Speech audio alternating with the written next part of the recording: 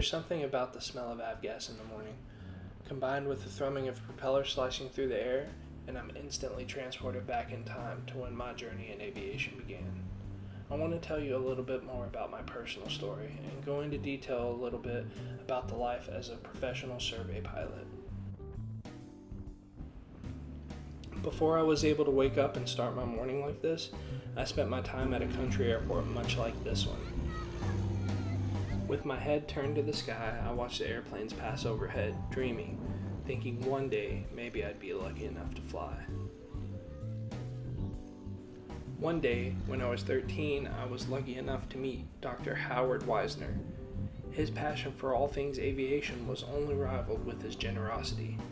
I was incredibly blessed to be taken under the wing of this intrepid aviator who had flown around the world not once, but 4 times in his Beech V-tail Bonanza with 100-gallon tip tanks, affectionately known as Dolly Partons. That airplane now resides at the Tullahoma Beach Museum, but before it ended up there, I spent many a day flying right seat with him in it. I first met Dr. Weisner while sitting at a picnic table at the Mineola Weisner Airport. He came rumbling up on a Harley with a sidecar and asked me if I'd like a ride in one of the airplanes sitting on the ramp. He offered to give me a ride if I helped him wash it.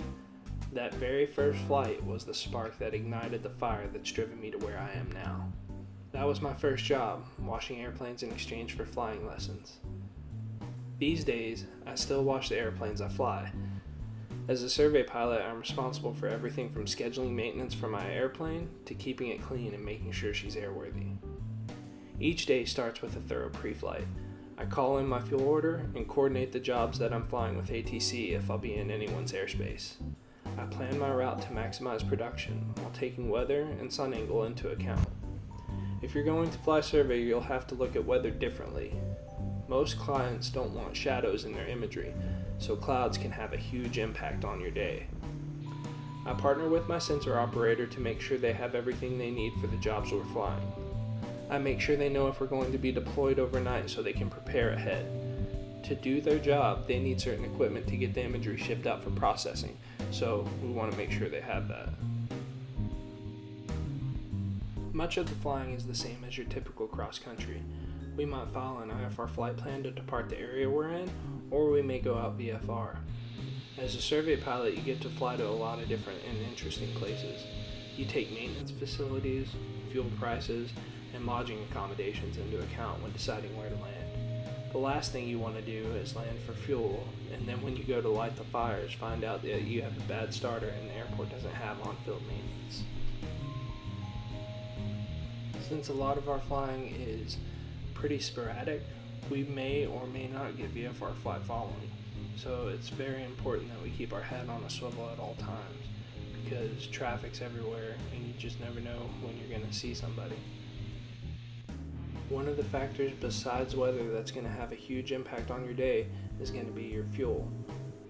Depending on where you're going and what the weather's like, you have to plan for your fuel, and each stop is going to be different. You're not only calculating your fuel and where you're going to land, you're also having to decide how you want to fly each and every job. No 2 jobs are going to be the same, and depending on the weather and where your next intended landing spot is, you're going to have to decide if you're going to want to kick up the throttle a little bit or slow it down to save fuel. If you've got a big job and you're going to be in the same area and you know you're going to have to fuel up at some point during the day, then you want to go all out and get as much flying done as possible, as quickly as possible. But if you're trying to stretch it and you've got long ferries between jobs, then you may want to conserve a little bit more fuel. Each job's different, and that's what makes this job so rewarding. Hey, bro.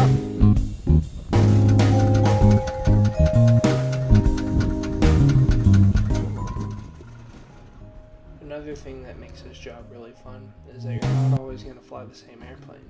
Sometimes you might be in a multi-engine, sometimes you'll be in a single engine. It just depends on what camera system, what job, and what planes are available. And different types of jobs require different settings. So some of them might be in busy airspace that we can only access at night. And so you're going to be doing night flying from 10 p.m. to 6 a.m.